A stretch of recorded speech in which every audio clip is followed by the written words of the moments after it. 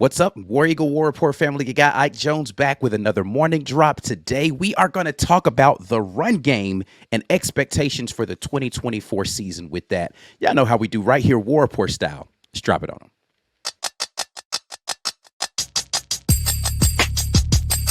You are now listening to the War Report.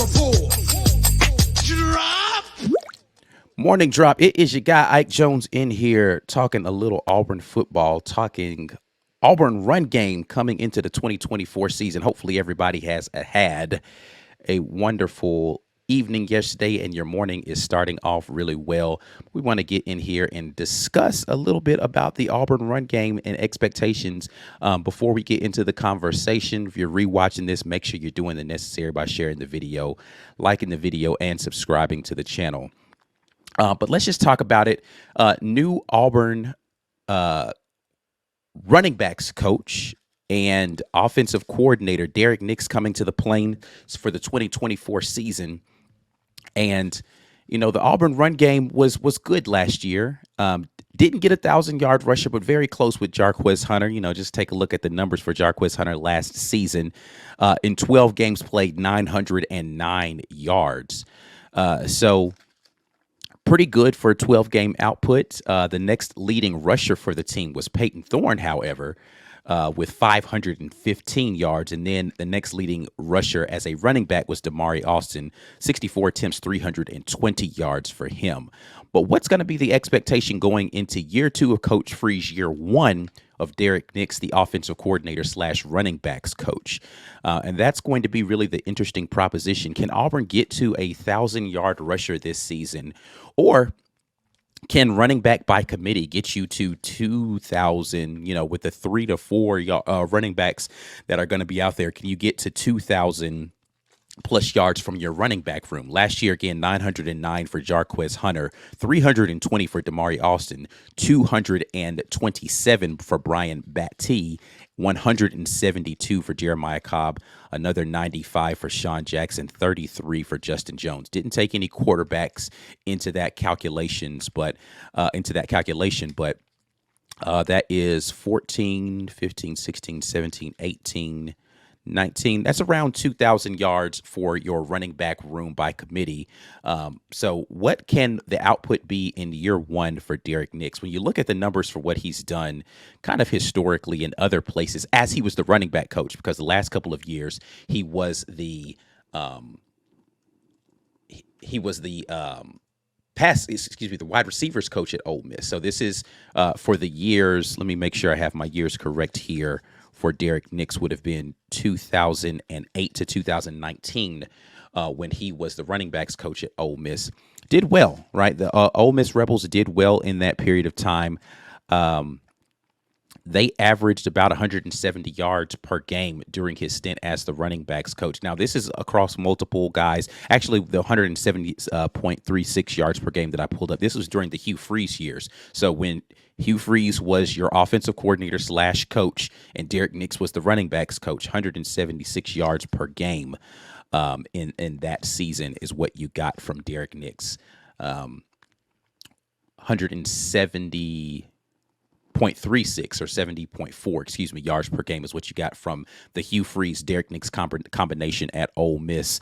About 38 attempts per game, 4.5 yards per carry is what happened during those 5 years where the overlap was there for Derek Nix as running back coach and Hugh Freeze as the offensive coordinator / head coach. Now, again, different time and age. Actually, running was a little bit more popular during that time. Coach Hugh Freeze, as he stated many times, was one of the pioneers for kind of the spread up-tempo hurry offenses. So the run game wasn't necessarily even a featured part of what he was doing there at Ole Miss when he started. But still was able to come up with some prolific run offenses. You compare that to last year's team as far as averages are concerned.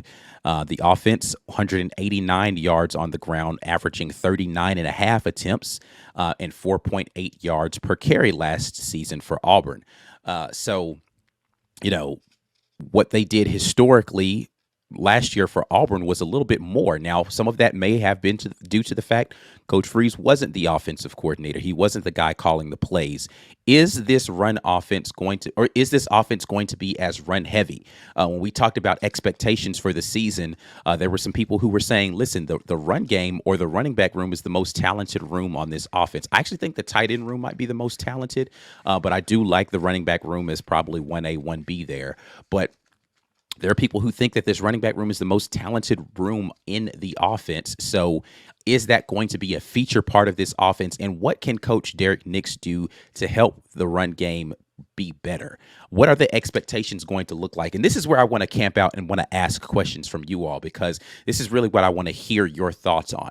What does a successful year one look like for a Derek Nix offense, right? Again, I know it's Coach Hugh Freeze's offense, but Derek Nix as the offensive coordinator / run game coordinator, which is what he is going to be basically tasked with, is to figure out how to get this running back room and this run game coordinated in the proper way. What is it going to look like? And what does success get measured as for that running back room in year one? You've got a senior year of Jarquez Hunter coming up, a junior year of Damari Alston, senior year Brian Battie, if he sticks it out after the spring. And the only reason I say that is because he did enter the transfer portal initially and then came back. I don't know. And I have not talked to Brian Battie, so don't think that this is me trying to project any, backdoor whispers or anything. But what does a year one of him look like? What does year two of him look like? Senior season, year two of Jeremiah Cobb, sophomore year. What does that look like for Auburn as far as the run game is concerned? And what does success? How are we going to measure success of whether or not he's doing a good job with the running backs? Because this is, there's like this retroactive take on some things that tends to happen with people about changes that are happening when we're trying to sell ourselves on how successful we feel like someone's tenure was. We like to retroactively go back and we look at statistics and we want to measure things. And I've seen this narrative get floated out there about Caddy not being great at his job, good, but not great at his job. And so then I have to ask, what are you measuring success of these people by, right? Is it the productivity of the room? Is it the progression of people year over year as their tutor? Like, do you see, because I'll talk about me. When I looked back at the time that, for instance, I've been a noted critic, or I critiqued pretty heavily the productivity of the wide receivers under Coach Gus Malzahn, and particularly when you talked about Cody Burns being the wide receiver coach, right? And I was like, I don't know how much success we had with wide receivers with Cody Burns as the wide receiver coach. Not to say that Cody Burns was bad. I just didn't see, and how I look at it is when a person comes in freshman year with a lot of hype and expectation, how did they exit the program as far as their progress year over year? Did they get better? Not how well did he recruit guys into the room, because I think Cody Burns actually was a decent recruiter, and we got some of our most highly touted wide receiver recruiting classes with Cody Burns here.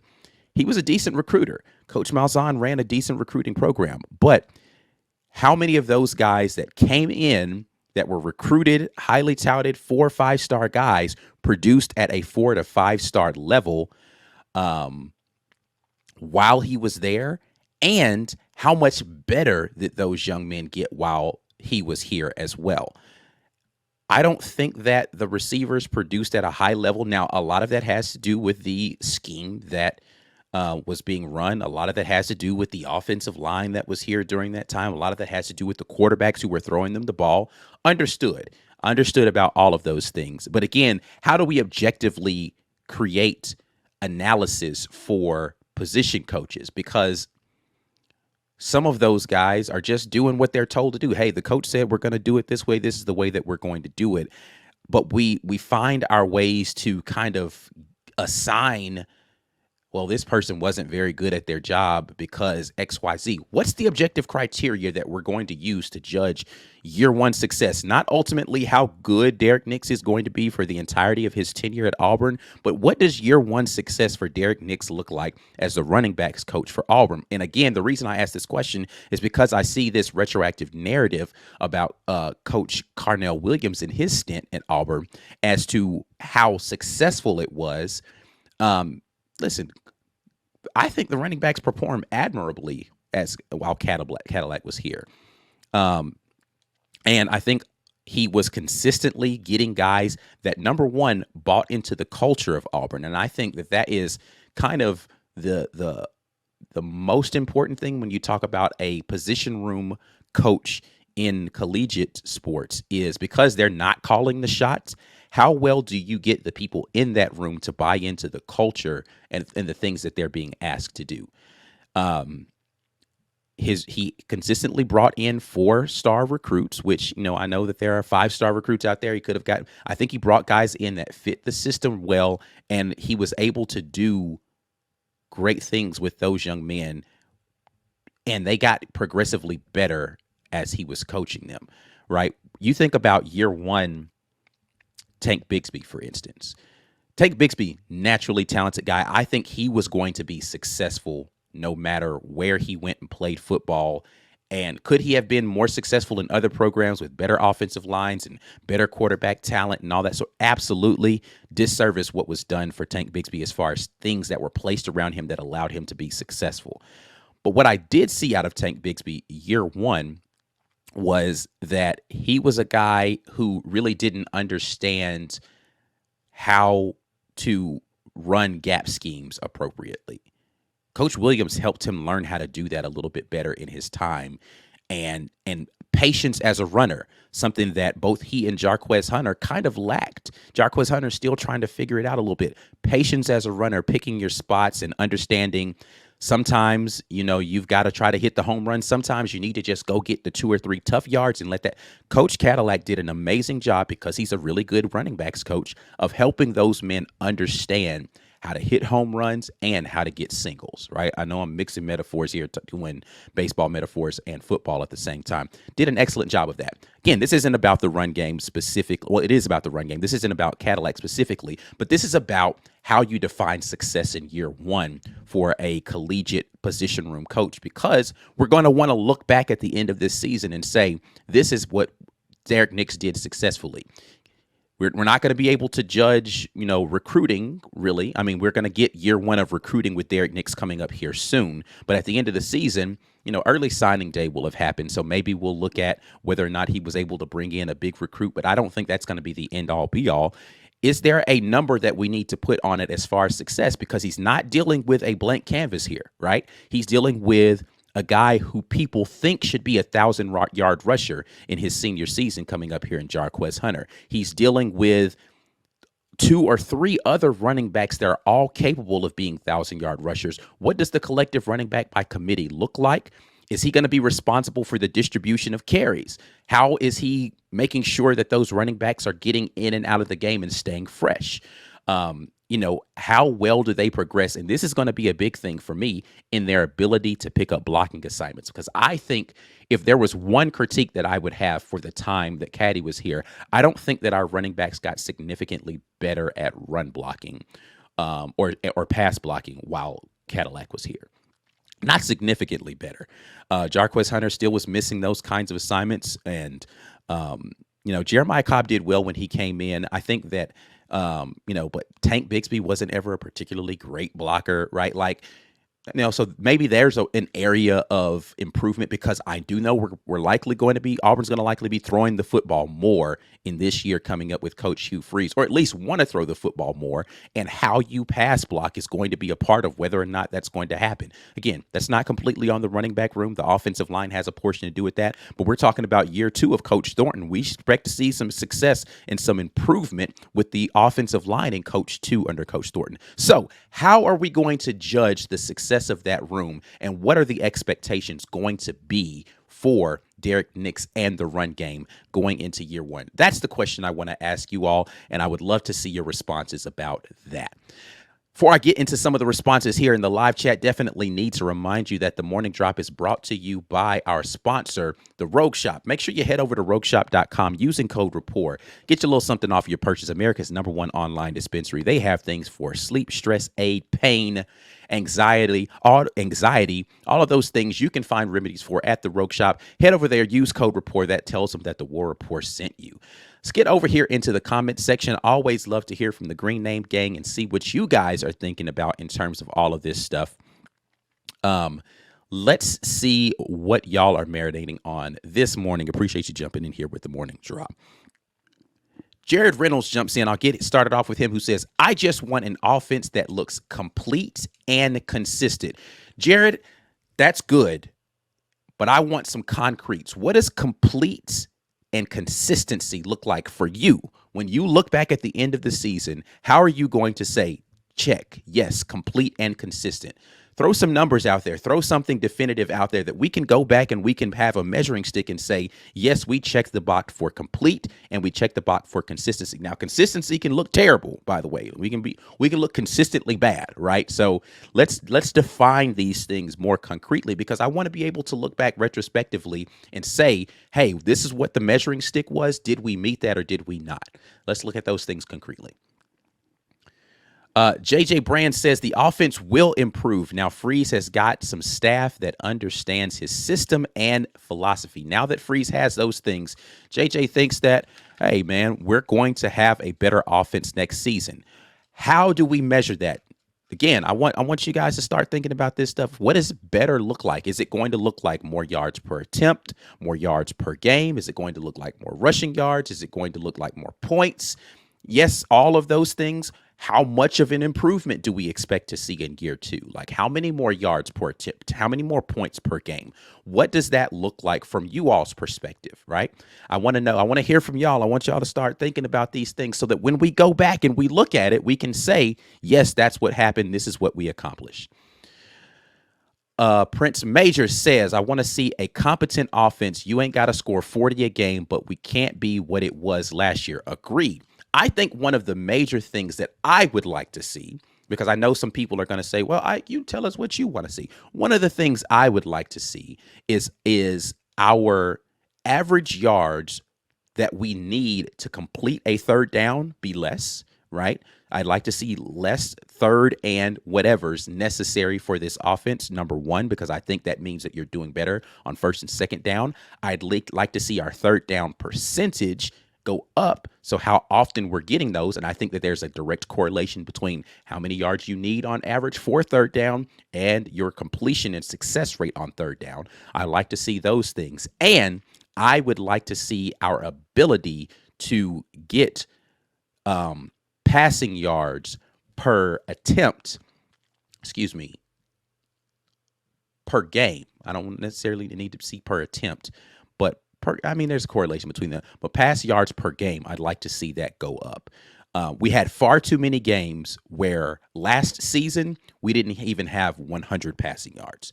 Pass yards per game we need to be getting closer to 170 to 200 range, right?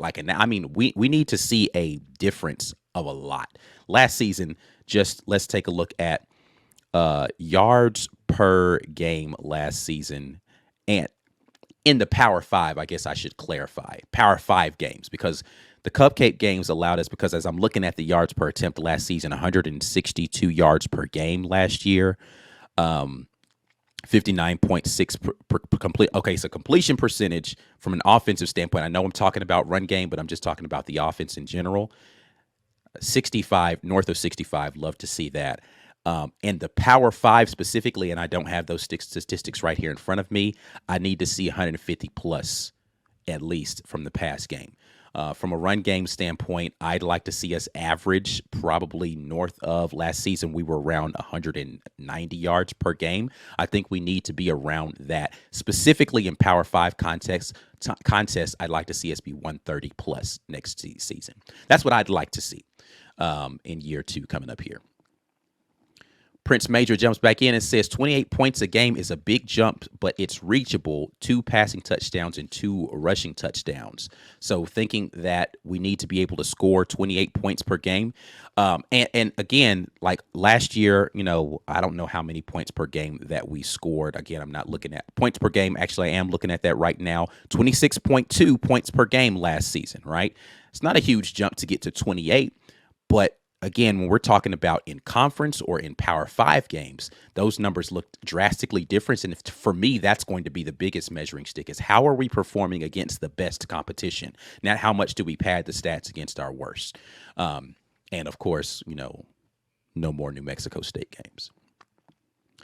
Tim, the Toolman Taylor says the number of total yards we got last year will be absolutely unacceptable this year. Our starting quarterback can't have 85 in a game, man. I agree. But today, running game. What are we looking for in the run game? We'll talk about the pass game because we got a lot to talk about with this pass game, specifically in our pass catching, because I've been owing you guys a lot of that, and I've been trying to put some numbers together and some film on that stuff so we can look at those comprehensively. But we definitely need to talk about this pass game coming up into next season. Let's see. What else do we have out here in these Green Name Gang streets?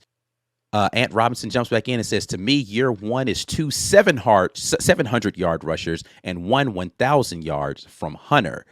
Our O-line is better than last year, and we should be able to have a passing game. So between 2 guys, at least is what if I read that correctly, 1,000 yards from Hunter and at least 700 yards from someone else in that running back room. So again, looking at last year, Jarquez Hunter would need 100 additional yards, and Damari Austin would need an additional almost 380 yards on the season. Now, Damari was out for a couple of games, right? He missed 3 games last year.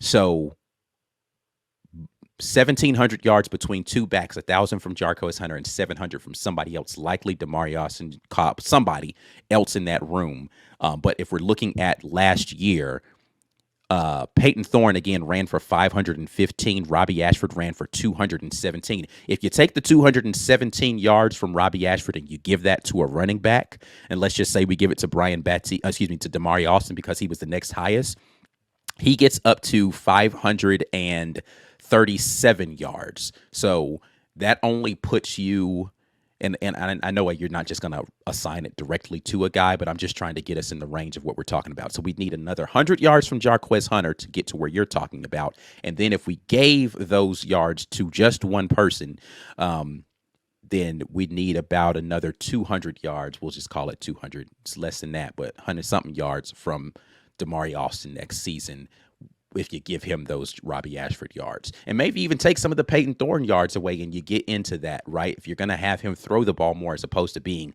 a dual threat running guy, right? I think that's doable. I think you've given a very realistic scenario in which our running backs carry the load and a lot of those rush yards that you got from your quarterback gets distributed to a running back. I think you could get there. I think that's a realistic expectation, and I think a lot of it, as to what you pointed out, has to do with the success of the pass game. All right.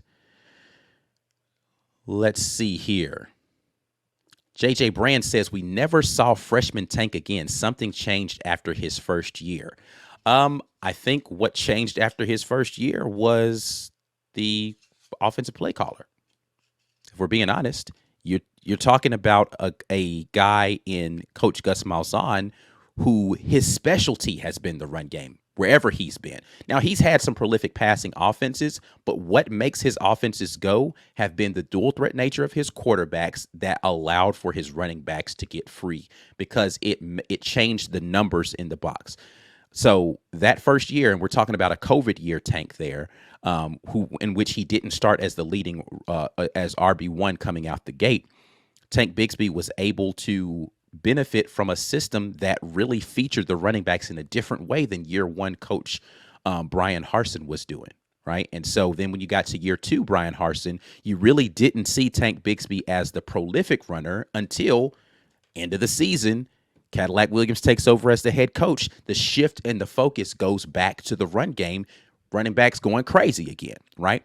It's about the focus of the offense and who's calling the plays and how they're setting those things up. I think that's a major reason why freshman year Tank Bigsby was very different than junior and sophomore. Sophomore and junior year Tank Bigsby.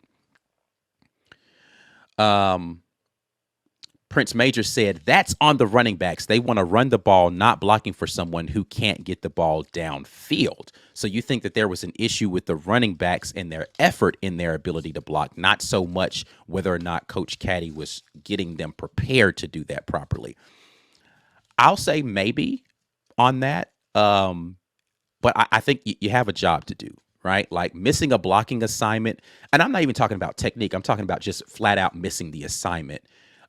And honestly, it wasn't really good from a lot of different places. If we're talking about tight end blocking in the pass game, and we just didn't do a really great job of that. So I don't think that that's solely a Cadillac Williams issue. I think that there were issues across the board in a lot of those places last year specifically. But listen, man, you've got a job to do. And if that person's not really good at that, that was another thing that I think was curious. Like, we talk about going back to the Gus Malzahn years. You knew really last couple of years of Malzahn, when we were going to be in passing scenarios, we were not going to have Tank Bigsby on the field because he wasn't the best pass catcher of the running backs that were out there in the room, and he wasn't the best in pass protection of the guys out there on the room, right? It just was a thing, right? Like we were going to have a different running back out there to be able to do those things. So Does that mean that Tank Bigsby's not a good pass blocker? Does that mean he wasn't coached well at that? I don't know what the answer to that is. I do know, though, that that was a thing, right? And so, again, I'm trying to think about success year one Derek Nix, and I really want to hear from you guys about that. Chris S. jumps in and says, I think the goal might be 60-40 pass to run, but I can see a world where it goes 45-55. Interesting. So you think that there is a possibility that we lean heavier into the run game this first season with Derek Nix / Hugh Freeze running this offense? Let's see here. Prince Major jumps back in. 2,500 yards passing and 2,000 total rush. Let's look at what we did last season. We had, I think, around 1,900 pass yards. So that's we're gonna have to get a significant increase in pass yards. See, and then rush yards. I think we hit that 2,000 total on rush yards last season. But again, are we talking about rushing totals for the offense, or are we talking about rushing totals for the running back room? Because that's an important designation of what the success might be. Ant Robinson jumps back in. I think the first 4 games may be 50-50 run and pass, but it depends on the quarterback, and it could be 45-55 or 55-45. I understood on that how good the quarterback can be, and that's probably what Chris was talking about as far as the delineation or the breakup is going to be. It's going to be how well the quarterback is going to be able to throw the ball and the confidence that our offensive staff has in calling pass plays. Agreed with that. Let's see here. What else did we got out here? Chris S. says, Damari Alston being a junior is wow. He hasn't gotten a fair share of the running back load yet, and I don't see it happening this year. It's going to be an interesting thing to see what the breakup of run responsibility is going to be this season, because, again, I think a lot of people want to see a 1,000-yard rusher for Auburn. I don't know if we're going to run the ball enough for Jarquez Hunter to be a 1,000-yard rusher and Damari Alston to get a heavy dose of carries this season. It's going to be interesting to see. And I think a lot of that is going to do, again, with the success of the pass game and how many points we're scoring early in games and then trying to salt games away with the run game, right? If we're going to be able to score points early and then we're going to try to run out the clock and then turn around and hand the ball off and get those 10-play drives where 8 of the 10 were turning around, handing the ball off to 2 different running backs, then we could see that. How often do we feature 2 back sets in this where we're going to be able to get the ball to the running backs in different ways, maybe out in the pass game? That's going to be an interesting thing. There's a lot of things that we could see differently in this coming season that I think would be very beneficial for this offense. But it's going to take some imaginative play calling, and it's going to take a good workload distribution amongst a lot of the running backs that are out there in the room. All right. That's enough, man. I have talked enough. I definitely want to hear more about this from you all. I want the conversation to be out there on social media. I want you guys talking about that here in the comment section. What do you want to see as success from the run game? Year one, Derek Nix, running back coach out here. As always, the morning drop is brought to you by the Rogue Shop. Make sure you head over there. Use code RAPPORT when you do that. Get you a little something off your purchase that lets them know the War Report sent you. Make sure you like the video, subscribe to the channel, share the content with somebody. We'll be back at you guys with another morning drop tomorrow. But until the next time, and as always, War Eagle.